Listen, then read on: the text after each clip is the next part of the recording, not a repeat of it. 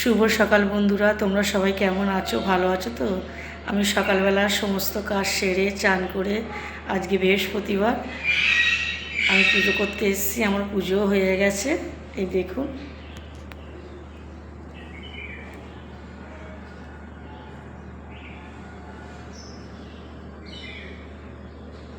আমি ঠাকুরকে সুন্দর করে ফুল দিয়ে সাজিয়ে পুজো করেছি আজকে, যে অবধি বৃহস্পতিবার।